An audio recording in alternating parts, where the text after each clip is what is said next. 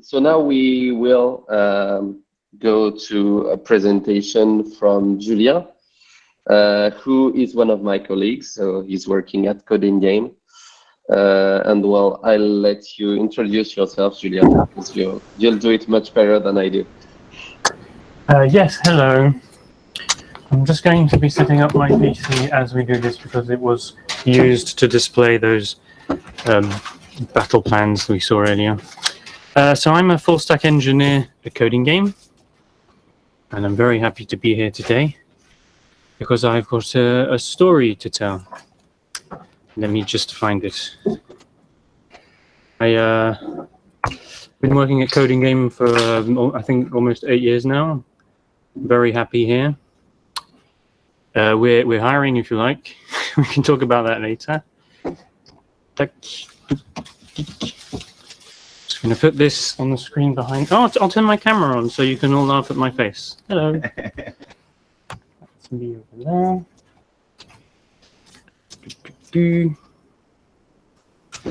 And I'm going to share it now.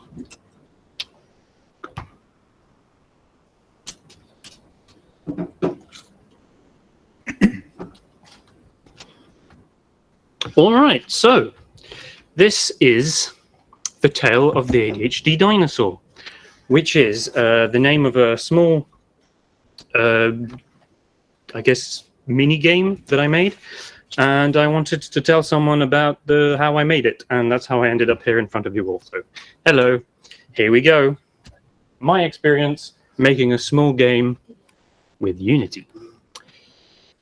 Yeah, don't worry, we'll get to that. So as I was saying, what is this about? So, personally, I am a big fan of game design in general, and I always love hearing about people who have coded a game for a game jam, which is something that a lot of my friends have done. It's always something that I've wanted to do, make a little game and show it to people. And at some point I had an opportunity to do it, and this is the story of what happened. We go. So, that's all working. Step one is the inspiration. So these games on the screen here are games that I love all of them because of the creative ways they have come up with to screw with the player. All of these games have a gameplay mechanic that transcends the usual game space. We can talk more about these specific games one-to-one if you're interested in that. But basically, I wanted to do something a bit like this for a while. And well, it's been months now. But at that time, I had recently over-researched ADHD and had a lot that I wanted to externalize. So I thought, well, this is a perfect fit. I'll make a video game about it. Quick note about ADHD. I'm not here to explain what it is, because that's a complicated issue. What's important to know is that it's a bit of a fuzzy thing. It's a spectrum, as illustrated by this slide, and it's quite complicated to diagnose, especially in adulthood. For example, one of the official symptoms is like forgets things, but of course if someone forgets something, like, oh, you just forgot something.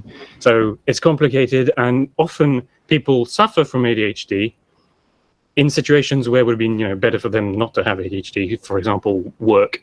And these undiagnosed people have to deal with a lot of frustration sometimes. Depends. There are many forms of ADHD, and I wanted to get that out of the way now. If you're more interested in that subject, I recommend this book. I can. There's a link for it later, and I've brought it here as well. It's over there on the table. You're already stolen it from me. That's great. You can borrow it whenever you like. So, my objective was to make a game in the 10 days that my wife and kids were out of town. And I wanted the main mechanic of the game to be to impose the frustration of living with undiagnosed ADHD on the player by leveraging the disconnect between the player's experience and the dialogue of the non-playable characters. that's what I set out to do, and I wanted it to be a bit of a surprise for the players. So everyone here who hasn't played the game is about to get spoiled, but that's fine. And as I mentioned before, this is just my feelings on the matter. It's not supposed to be an educational game.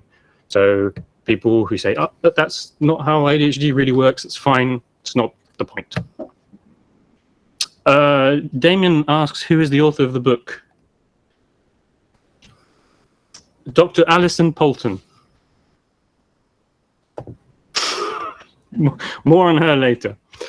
Anyway, so step 2, the art. So I'm not an artist. I can't do pixel art or anything. So the first thing that I wanted to do is just find some resources. And as I found these asset packs on itch.io and the Unity asset store, it just gave me plenty of ideas of the tone that I wanted the game to have. The very moment I decided to make this game was when I heard the music, which is in the game, I'm not going to play for you now, which is extremely jaunty and happy and free to use. So the point is, I was going to take that jaunty music, find some very positive and cartoony assets to go along with it, and then, well, contrast this upbeat art with the negative experience I was about to impose on the player. Yep. So once I had found these assets and had a good idea of what I was going to do, I started to wondering how I was going to do it. Well, like I said earlier, I wanted to try, I think I said it earlier, I wanted to try Unity because everybody was using it and it seemed amazing, and it is an amazing tool. I'm not sure if everybody really knows what Unity is. It's a game-making engine. It's used by talented developers everywhere, and by me. And I recommend it. So I more or less invented the game by improvising as I went along. So the first thing I wanted to do was focus on the movement of the character, the primary gameplay loop. So I followed a bunch of tutorials from Brackies, which has been making tutorial videos for Unity for years and years, and they're still relevant today. I recommend his channel as well. After following his tutorial, I had a new Unity project, and I'm going to show you a bit about how Unity can be used for game development. In this case, I made a 2D platformer because I thought that was what was going to be the easiest. It wasn't that easy. Anyway, this here is one of Unity's components called the Animator, which is the main display thingy that I had in my game. What you are seeing now is a state machine, and each state corresponds to which motion is being played. There's a motion down here at the bottom of the screen. Hang on, I'll put my little cursor over here. So this motion, as you can probably see, is just the 4 little sprites. So that's a motion, and then the state decides how fast the motion plays, and the edges of this graph can be configured with conditions to go from one to the other for each Unity game object which contains this animator in its inputs.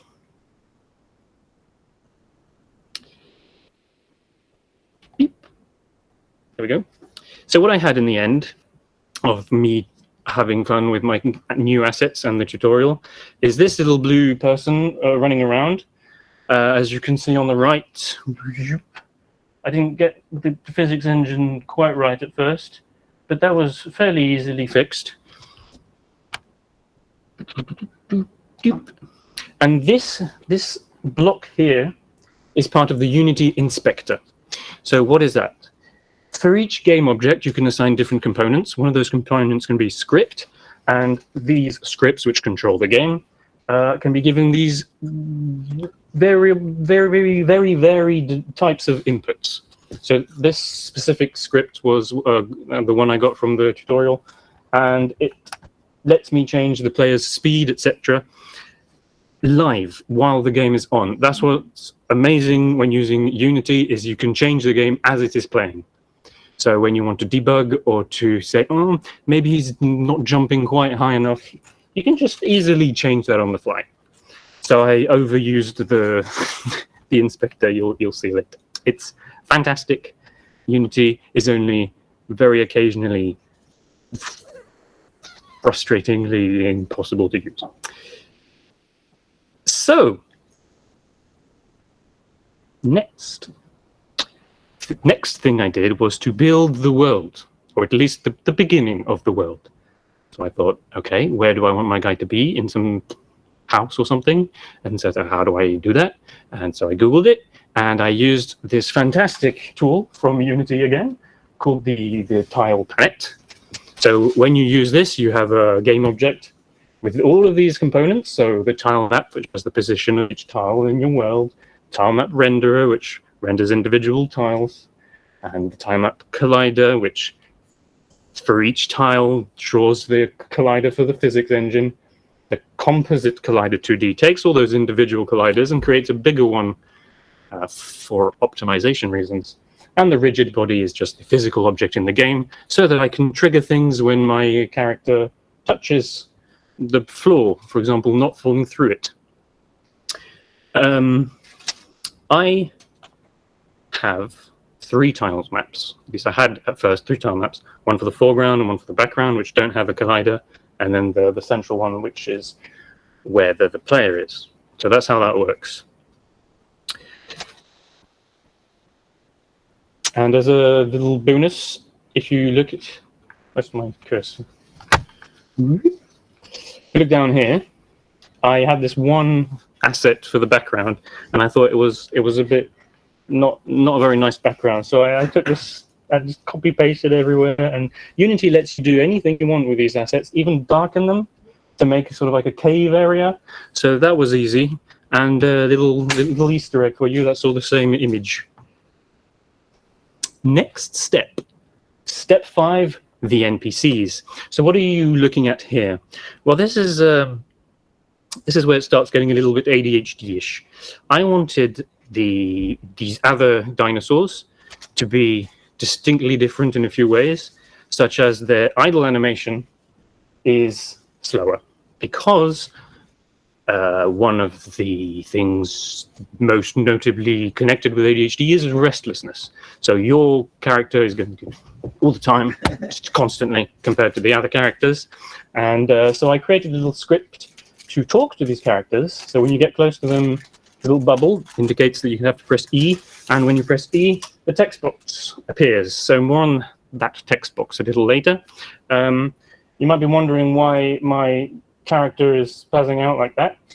That was my first attempt at the not paying attention animation, where anytime a character would start talking, your character would just start moving by itself and looking up and looking down. And so that was going to represent the difficulty someone with ADHD might have just listening, actively listening.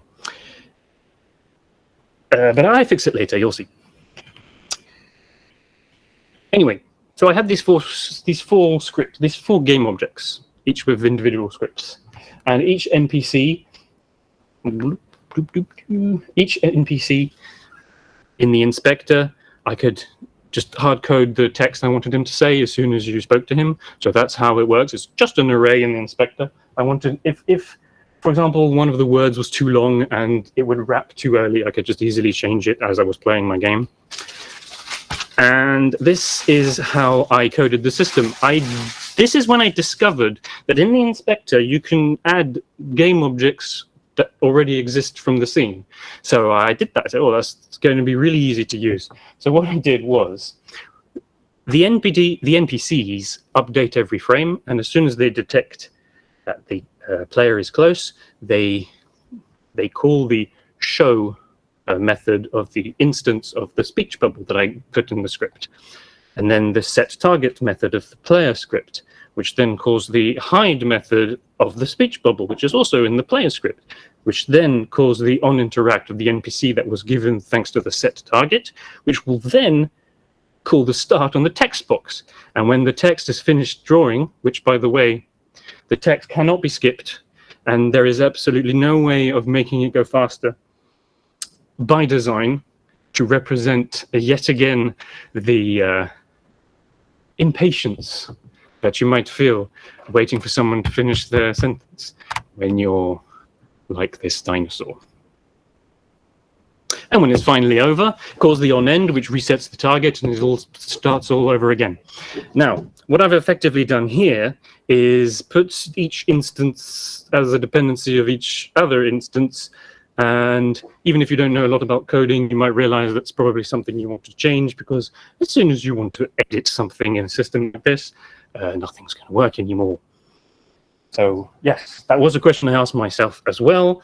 After much deliberating over the pros and cons, I decided to just keep it as it is and just move forwards. Step. Losing track. This is where the meat of my game is made. The losing track script, which I think I called player progression or ADHD progression. It's what I wanted to use to approximate this frustrating feel that you might get as an ADHD with nobody that can relate to it. What I'm trying to do is to stop the player from completing the required task, the task that the NPCs ask of them. Yeah, I'll show that later. So what happens at first is the red dinosaur asks the player to go fetch an apple. So the player finds an apple, and by the time they come back, it wasn't an apple all along, it was a banana. The player should have been paying more attention, so the NPCs just send them off to fetch the banana, which they find, and by the time they come back, it's a carrot, not a banana. Same story. The NPCs are getting a bit impatient with you, so they ask you to go fetch the carrot. By this point, the player is probably expecting a third switch or something, but nope, they're going to go completely off track.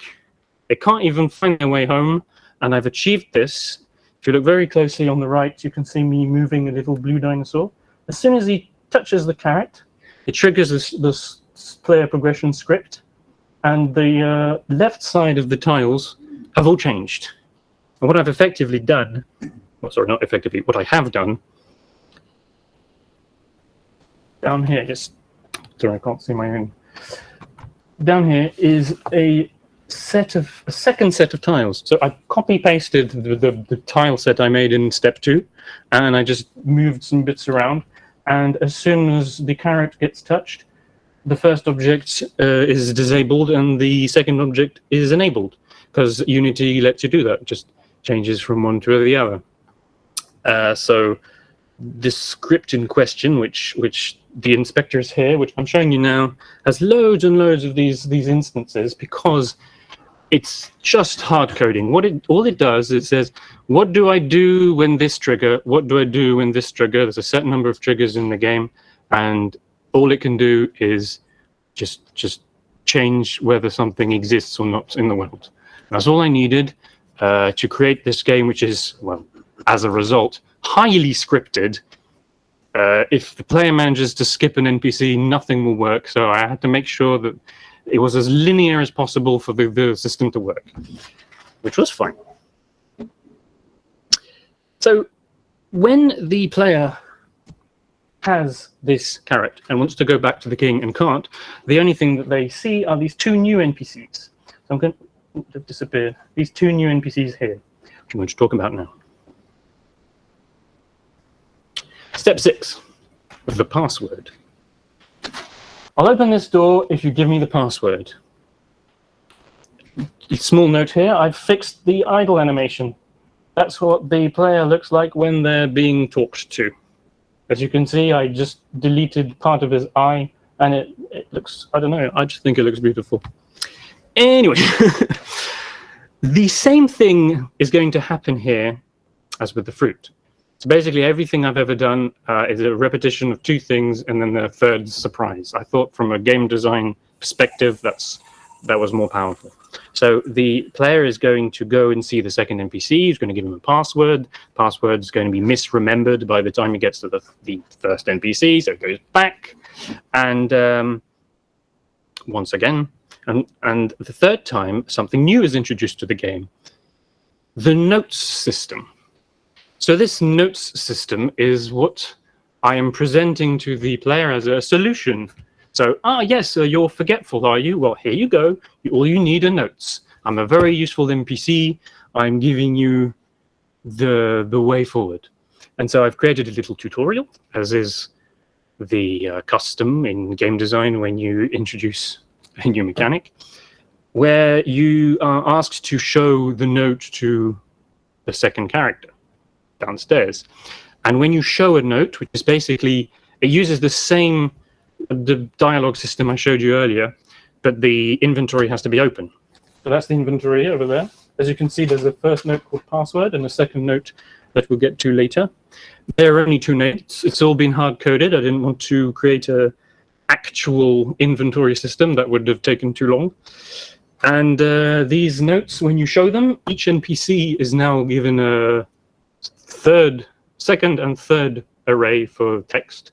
So the dialogue text is up here, as it was before. There's my... And then there's a text for what happens if you show the password, and there's a text for what happens if you show the fruit, and it falls back to a generic text if the texts are missing. And the player progression script I mentioned earlier changes these as well. It's all hard-coded. It's like, on carrot, this king.text is now this. These blocks for the UI that I've made, so it's the same as the text boxes.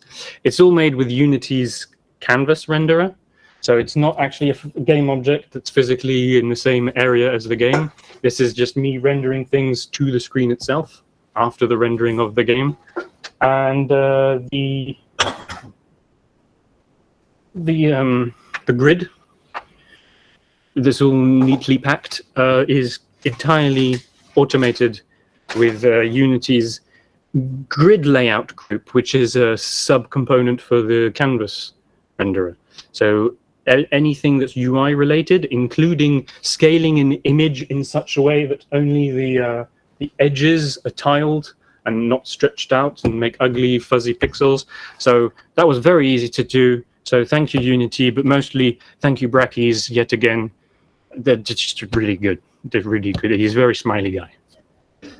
He stopped making videos. Step 6, Deja Vu. This is where I try to really sort of show the executive dysfunction involved with ADHD, which means that the player, wants to get the task done, but just can't. It just can't seem to do it because it's shit. And that's exactly what I wanted to just really pound into the player at this point. So what happens on screen now is, I've been given a password. I'm told to go down to see the green guy, but another switch happens. So the green guy's gone, and there's a little platforming section. So you're going off track again, which brings you back down here. There's an invisible collider here, which triggers the ADHD script. You're here again. And when you talk to the king and fruit guy, this time it's a pineapple that they wanted. And this is when the second note is introduced. So one after the other, you get the two notes. You know how to use them. The king says, show the pineapple note to the fruit guy. And so at this point, I wanted the player to be hopeful. I've got everything I need. It's all written down. I'm going to win the game, no problemo. Goodbye, Aurélien. So the first part here on screen is the exact copy of the first tile set. But the bridge on the right is different with a pineapple, which triggers the final tile set. You see it? Final tile set starts at the pineapple, and brings you back to the doorkeeper. So, step 8, the kicker. This is when I wanted the just the whole situation to be too much for the player. Just fed up. I wanted them to be fed up at this point. So what I did is, after having given them the explanations for the inventory, and let them play around in my world, jumping over trees to get to the next part of the game. By the time you arrive back here at the green dinosaur, you should be saying, "Oh, well, I know how to deal with this. What I need to do is show him my inventory password." If you open the password, the inventory, I mean, and, well, as you can see, I'm not sure if you can see over there, actually, but it's a bit of a mess. It's been overused. It's disorganized. The player had no control over this. You just got out of hand. Doesn't even remember adding all of these notes. It's very difficult for them to deal with this situation. That was the sensation I wanted to generate. The NPC's solution has become part of the problem. Big surprise. And of course, they all blame you for this happening, for their solution not working for you. And if you're not feeling victimized by this, I didn't do this right.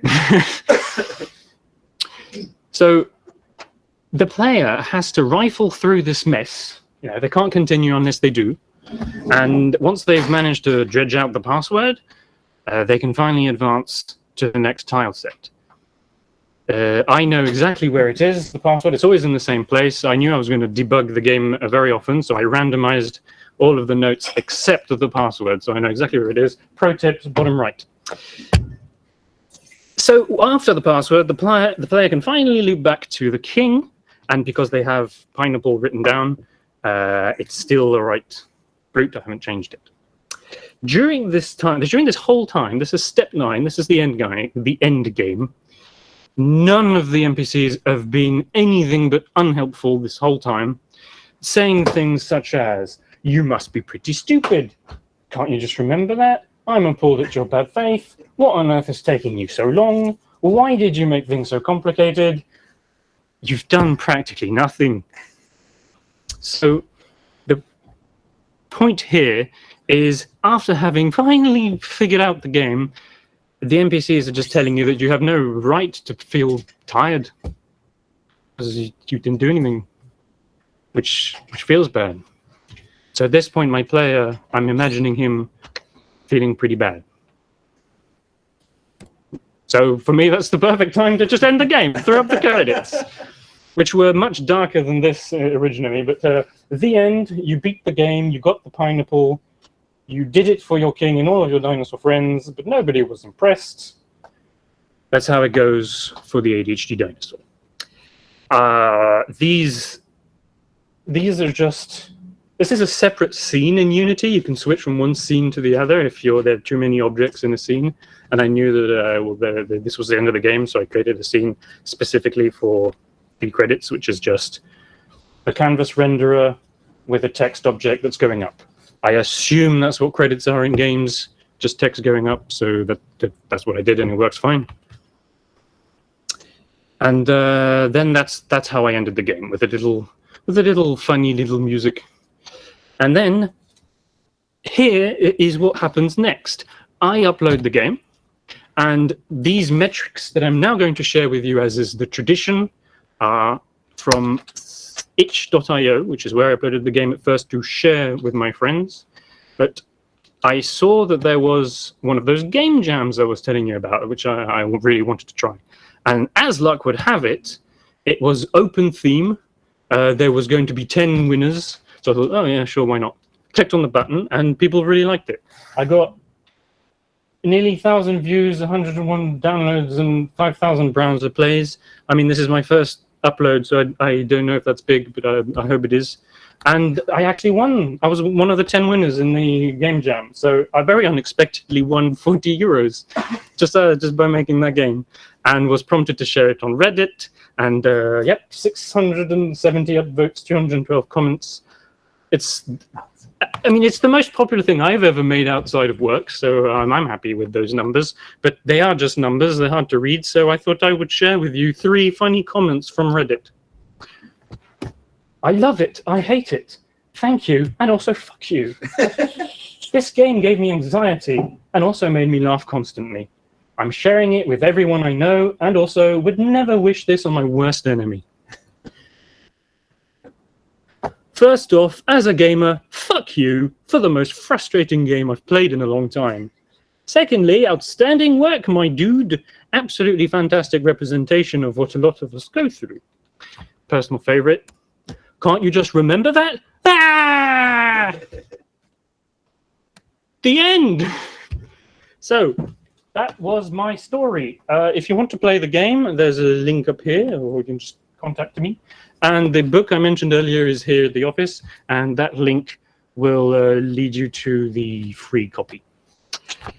Thank you for listening. Thank you.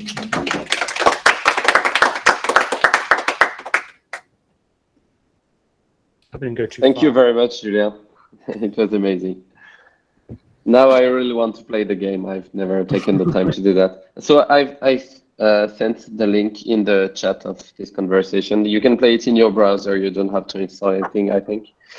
Do we have any questions regarding today's presentation? Yes, Kevin. So, hi. Thank you for the presentation, Julien. I actually played your game and I loved it as much as I hated it. It's good, I think. I really wanted to murder these NPCs. My question is, what was the hardest part of creating your game?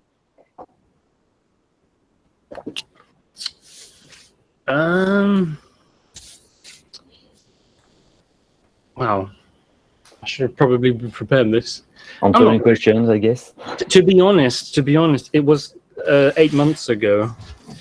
There were many things that were difficult to deal with. Bugs, many bugs. I had very few people to test the game on to get feedback, so it was difficult to stay detached to what I wanted to be. I mean, I didn't want to hurt the player so bad that it would just ruin the experience completely for them. I wanted to be a little funny. And at first, as I mentioned, I think before, everything was much darker, including the ending credits. But after showing it to a friend or two, I changed that, and very happy that I did. I'm not sure that answers your question, but I don't really have any. Yeah, so it was a game design, finding the good balance between funny and... Yeah, that was the hardest part, yeah. Okay. Because I had a lot of ideas at first. I mean, the first decision I made was, do not implement all of your ideas.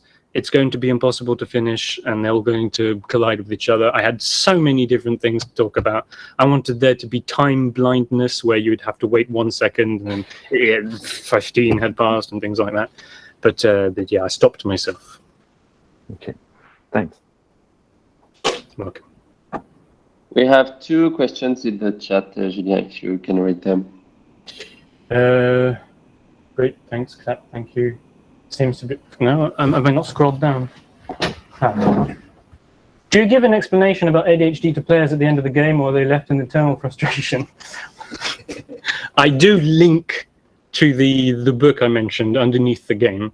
So when you end the game, you can, if you're interested, figure out more about it. But as I explained at first, the aim of the game wasn't to teach anyone about ADHD. It was just to externalize my feelings on the subject.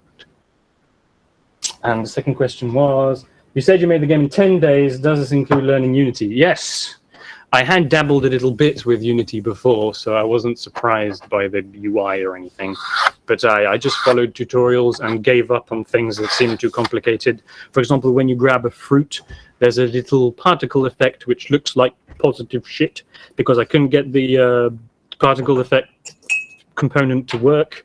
I know it's very powerful and you can do some very fantastic things with it, but it seemed too complicated. I only had 10 days, so I just made it go, and that's fine. So yeah, it did include making learning the Unity, at least most of the Unity. Time blindness would be a fantastic volume 2. That's very kind. I don't plan on making a volume 2, but if I did, I would add that. Do we have other questions from the audience? Okay, well, thank you very much, Julien, for the presentation.